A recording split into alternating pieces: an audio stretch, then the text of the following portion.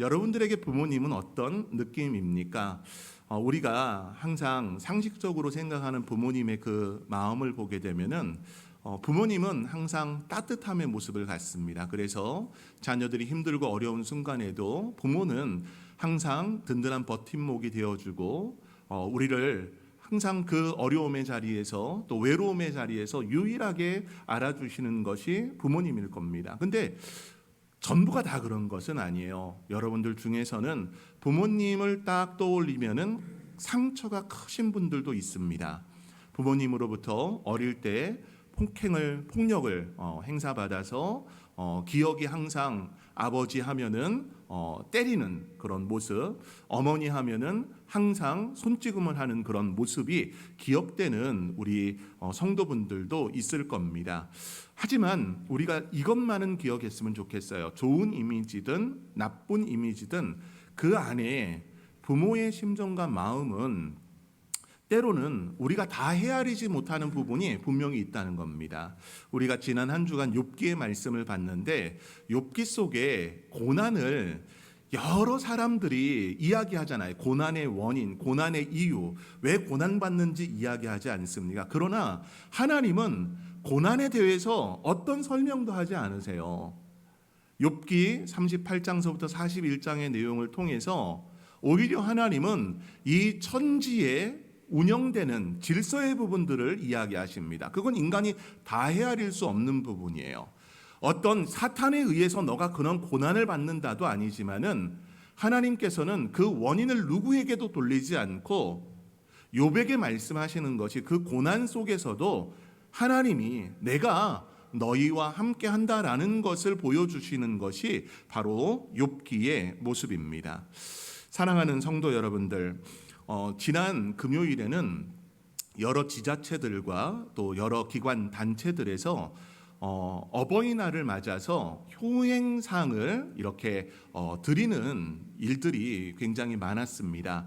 과거의 그런 모습 본다면 40년 넘게 치매에 걸린 부모님을 끝까지 봉양했던 그런 효부에 관한 내용들도 있고, 또 자녀가 장애를 가지고 있어서 그 장애 가운데서 노년의 부모지만은 50, 60 먹은 그 발달 장애의 아들을 끝까지 돌보시는 그런 부모님들이 상을 받는 그런 일들이 상당히 많았습니다. 여러분, 부모님은요, 책임지는 존재라고 우리는 생각을 합니다. 근데 그게 맞는 것 같아요.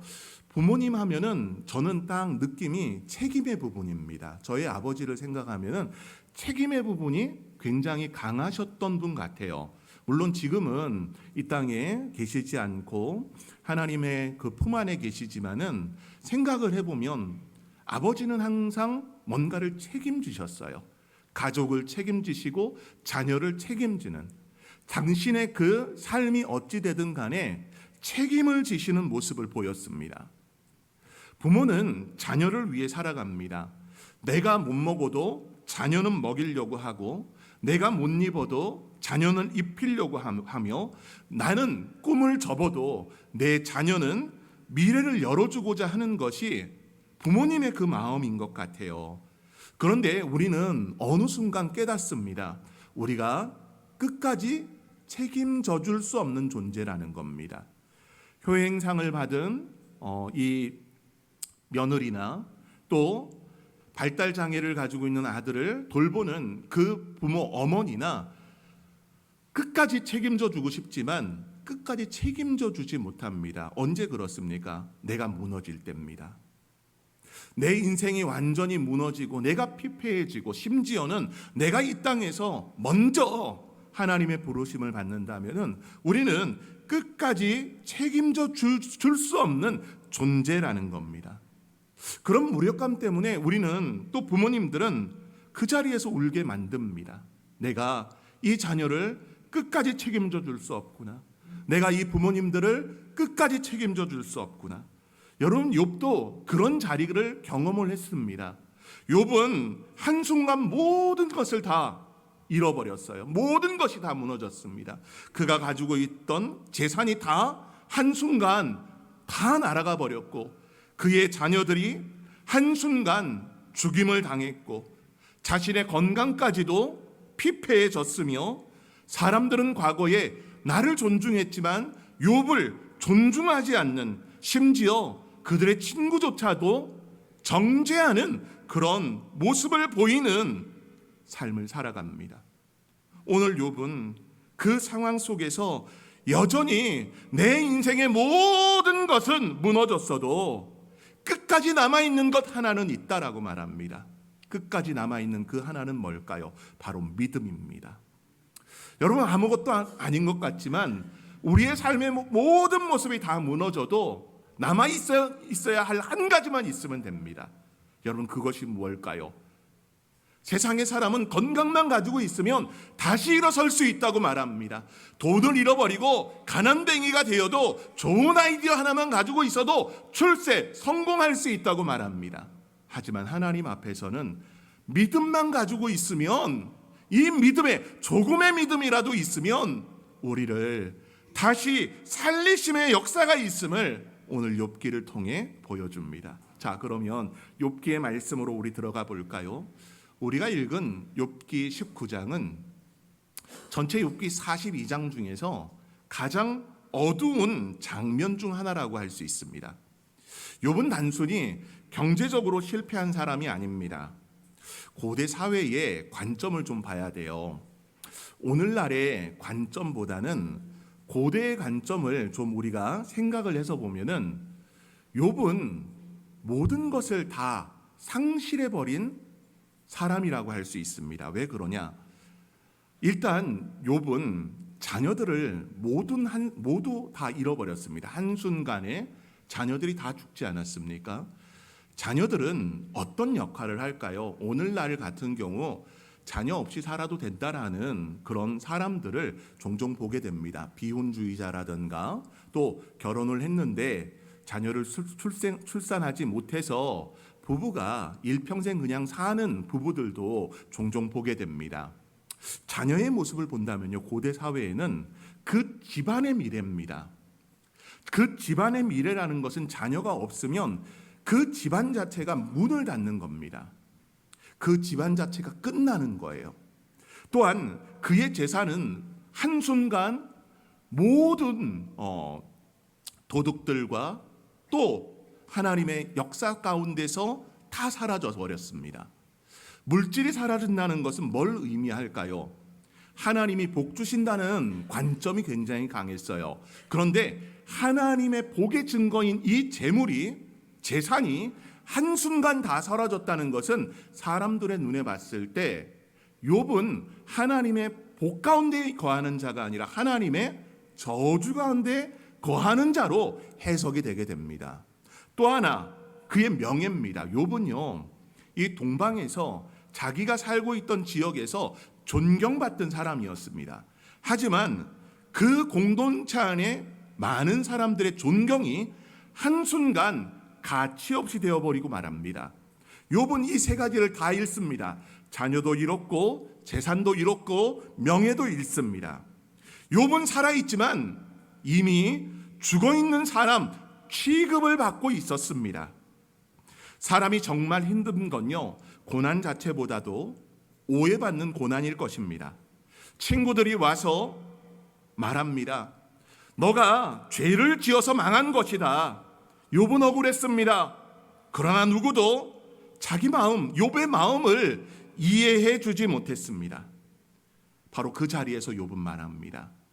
오늘 본문인 23절서부터 27절의 말씀 중에서 가장 중심이 되는 이 성경 구절은 25절입니다. 특히 25절에 이 말씀이 되어 있어요. 내가 알기에는 나의 대속자가 살아계시니라고 하는 문장입니다. 여러분, 거기에 대속자라고 하는 것에 동그라미를 꼭 표시해 두시기 바랍니다. 자, 그러면 오늘 이 말씀으로 함께 들어가 봅시다. 여러분, 믿음은요, 평안할 때 드러나는 것이 아니라고 했습니다. 믿음이 무너질 때, 믿음은 우리가 무너질 때 드러납니다. 평안할 때는요, 내 힘으로 사는지, 내 경험으로 사는지, 내 능력으로 사는지, 아니면 하나님으로 사는지 우리는 잘 모릅니다. 그런데 믿음이 흔들리기 시작하면은 내가 붙들고 있는 게 뭔지 분명해집니다. 돈이 무너지면 뭐가 남습니까, 여러분에게? 여러분들의 건강이 무너지면 여러분 뭐가 남습니까? 여러분들이 믿었던 사람들이 모두 다 떠나가면 뭐가 남습니까? 여러분, 욥은 다 잃었습니다. 그런데 끝까지 남아 있었던 것이 누구냐? 바로 하나님이십니다. 돈도 떠나갔고 자녀도 떠나갔고 건강도 떠나갔습니다. 하지만 하나님만은 그 자리에 남아 있었다는 겁니다. 제가 25절에 대속자에 동그라미 치라고 했잖아요. 이 대속자라고 하는 이 히브리 말을 보면은 가알이라고 하는 단어를 씁니다. 근데 이 단어가 파생이 되게 되는데 구약 성경에서 가알이라고 하는 단어에 파생된 그런 부분들을 보면은 다양하게 쓰여요. 건져냈다, 속량했다, 이런 무르다, 배려하다, 베풀다, 이런 뜻으로 쓰입니다. 근데 이 가알이라고 하는 단어가 오늘 본문에서 대속자라고 쓰일 때는 고엘이라고 하는 단어로 쓰입니다. 고엘. 근데 이 고엘의 부분은 조금 특이해요. 어떻게 특이하냐 하면은 가족들의 억울함을 대신 갚아주는 자, 뺏긴 것을 회복시켜주는 자, 가문의 이름을 지켜주는 자로 고엘로 쓰입니다. 근데 이 단어가 성경에서 어디에 쓰이냐 하면은 룻기에서 보아스를 이야기할 때 이 룻기 4장에 보아스를 이 가족의 물을 자라는 부분을 통해서 이야기를 합니다. 기름을 모는 자라는 부분에서 보아스는 어떤 역할을 합니까? 이 보아스의 집안은 룻과는 아무 상관없는 집안이 아니에요. 연결되어 있는 집안입니다. 한 가문으로 연결되어 있는데 욥기의 이 내용을 통해 고엘이라고 하는 단어를 보면은 우리는 결속되어 있는 부분이 있습니다. 혈연적인 부분들. 여러분, 그 당시에 고엘은 뭔가를 속량할 때 가족들 안에서, 가문 안에서, 친족들 안에서 그 일이 이루어지는 거예요. 아무 상관없는 자의 속죄나 속량을 위해 하는 것이 아니라 혈연적인 관계 안에 그게 일어납니다. 혈연적인 관계 안에.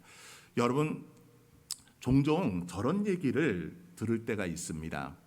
여러분이 함께 자랐던 형제들, 자매들, 동기 간에 좀 어려움이 있을 때, 물질적으로 어려움이 있을 때 도와주는 동기도 있지만 요즘은 동기들 간에 도와줬다라는 얘기를 조금은 들어보기 힘든 시대인 것 같아요. 근데 과거에만 해도요, 불과 몇십 년 전만 해도 제가 고향에서 이런 이야기를 들었어요. 저희 고향은 안동이다 보니까 안동은 가문별로 좀 특색이 있습니다. 그런데 이제 이름은 딱 언급 안 할게요. 어느 집안에서 장손이 이 재산을 모두 다 탕진을 합니다. 그것도 그 탕진한 것이 사업을 한다고 사업을 크게 열었다가 사기를 당한 거예요. 그냥 장손이 사기를 당했으니 문중에서는 어떻습니까? 이거 그냥 둘 수 없는 거예요. 거기다가 체면도 있으니까 이걸 이야기도 못합니다. 그러니까 그 집안의 어르신들이 나서서 십시일반으로 도와서 장손을 다시 사업을 할 수 있도록 자금을 대준 겁니다. 여러분, 얼마나 귀합니까? 여러분이라면 그렇게 하실 수 있겠어요? 아마 그러지 않을 거예요. 근데 이 장손이 다시 그 일, 장손의 일만 열심히 해도 될 텐데 그게 아니라 또다시 사업을 합니다. 그런데 이번에는 사업이 너무 잘 되는 것 같았는데 투자자들과 마찰을 겪으면서 또다시 한번 사업이 위태하며 부도를 맞게 됩니다. 여러분, 두 번째예요. 그러면 문중에서는 어떻게 해야 됩니까? 한 번 도와줬으면 됐지 뭘 또 도와주냐? 우리는 충분히 그럴 수 있잖아요. 그런데 장손이 어떻게 사업하다가 이런 부도를 맞았는데 그냥 둘 수 있냐? 또 한 번 도와주자. 그래서 물질을 모으고 해가지고 2번이나 도와줬답니다. 여러분, 2번쯤 도와주면 많이 도와준 거 아니에요? 근데 이 장손이 또 사업을 합니다. 그러다가 이번에는 홀라당, 그건 어쩔 수 없어요. IMF가 터진 걸 어떡해요? 한순간 모든 걸 다 잃었습니다. 빈털터리가 된 이 장손, 집안 어르신들 문중에서는 그래도 우리 장손이니 다시 한번이라고 해서 3번이라고 했는데 3번까지는 도와주자 해서 도와줬다고 합니다. 근데 3번 도움받고 끝났을까요? 그러지 않았어요. 이번엔 장손의 부인이 큰 사고를 쳐가지고 빚 더미에 앉았습니다. 결국 장손 가정과 이제 단절된 것이 아니라 그래도 우리 장손이라고 하면서 앞으로 사업도 안 하겠다는 조건, 그냥 장손으로서 집안만 지키겠다는 조건으로 모든 빚을 다 탕감해 줬다고 합니다. 여러분, 이거 대단한 거예요. 오늘날 시대에 그런 집들이 있습니까? 그런 집들 아마 이야기 속에 나오는 것에 불과할 겁니다. 여러분, 그런데 이 고엘이라고 하는 단어, 보아스의 집이라고 말씀을 드렸잖아요.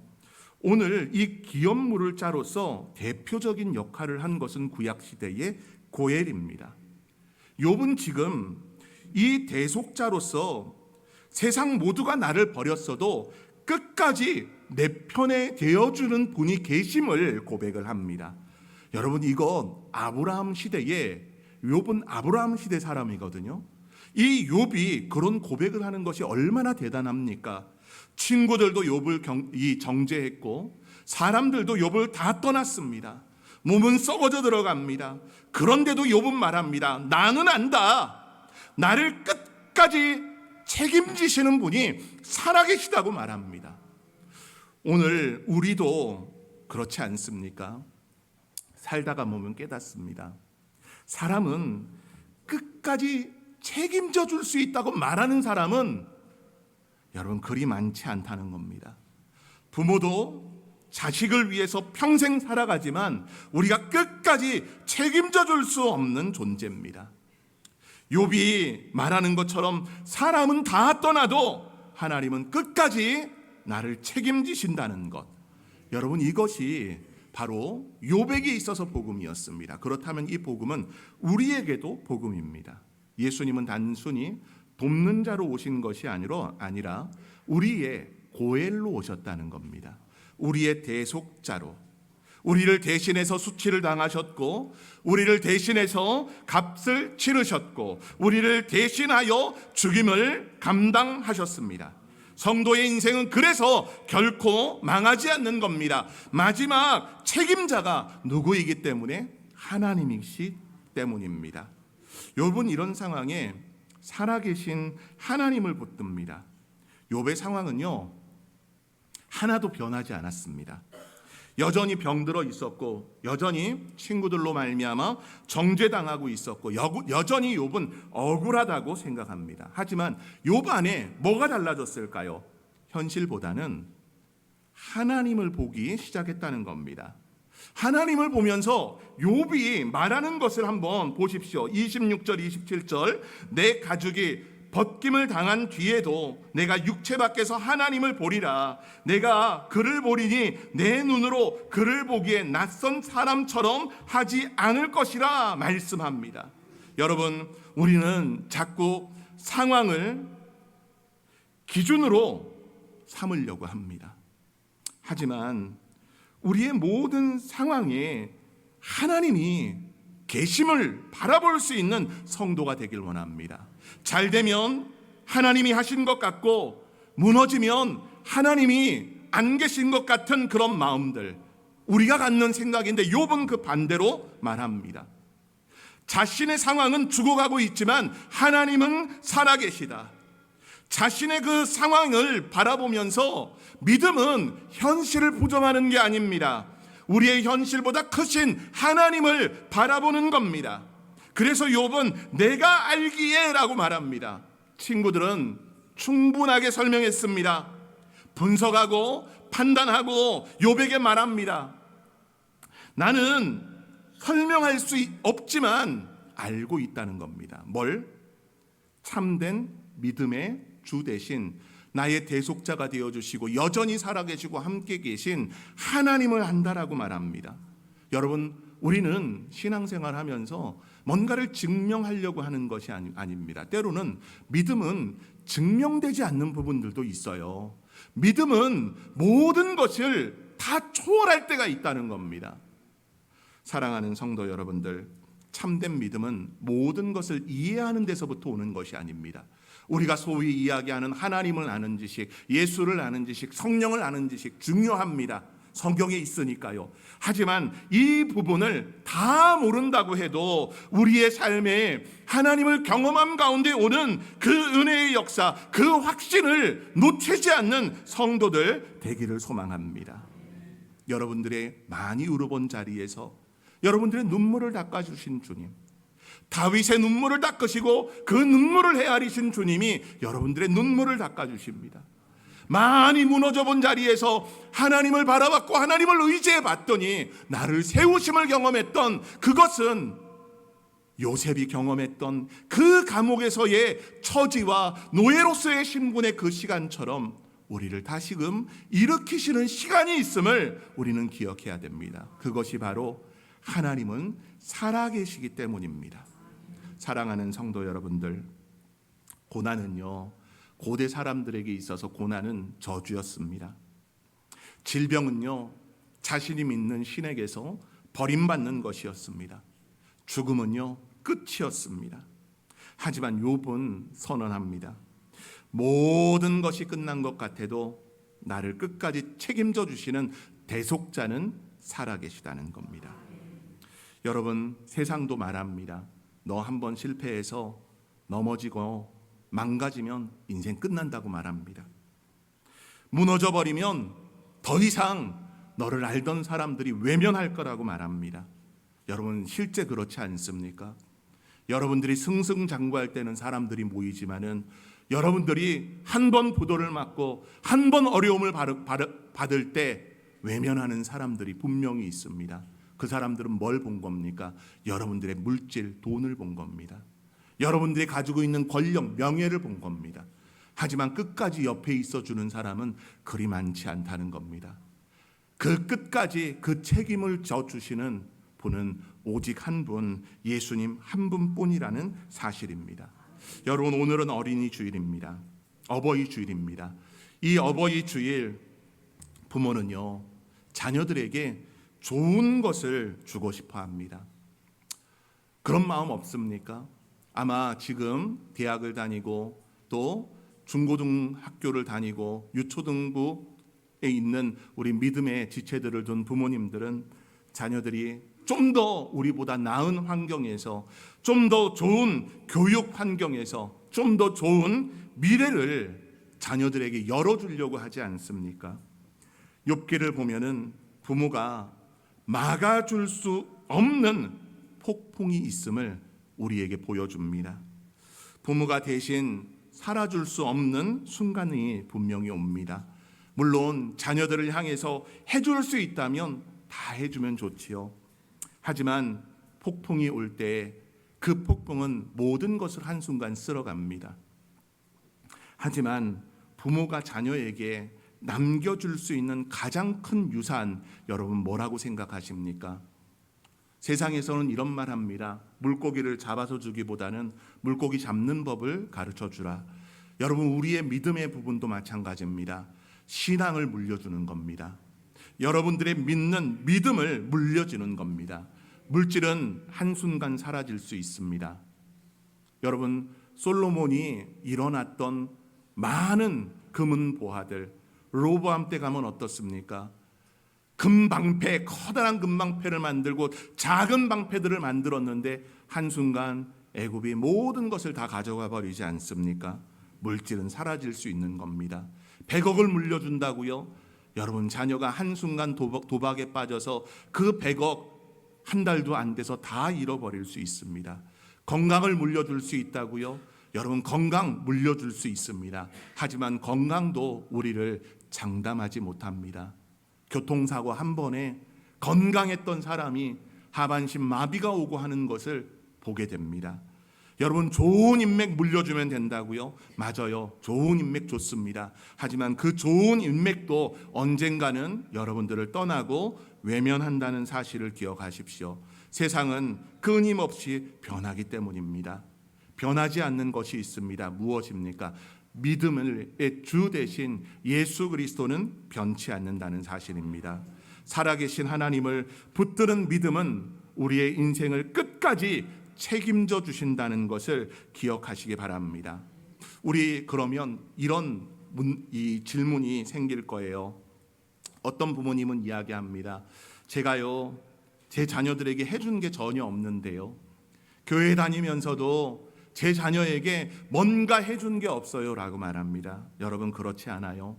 여러분이 밤낮 부르짖어 주셨던 자녀를 위한 기도, 그 기도 하나님께서 외면하실까요? 여러분들이 자녀들을 놓고 흘렸던 그 눈물들을 하나님이 외면하실까요? 하나님을 향해서 예배의 자리를 지킨 거, 끝까지 하나님을 놓치지 않는 거, 이게 자녀의 인생을 살린다는 사실을 우리 믿음의 성도들이 잘 기억하길 바랍니다. 그러면서 자녀는 부모의 등을 보고 신앙을 배운다는 사실을 기억하십시오. 그러니 여러분 먼저 하나님을 잘 예배하십시오. 사랑하는 성도 여러분들, 욥은 마지막까지 하나님을 향해서 살아계신 대속자가 살아계시다고 말하면서 하나님을 붙들었습니다. 신앙은 다른 것이 아닙니다. 하나님을 끝까지 붙드는 겁니다.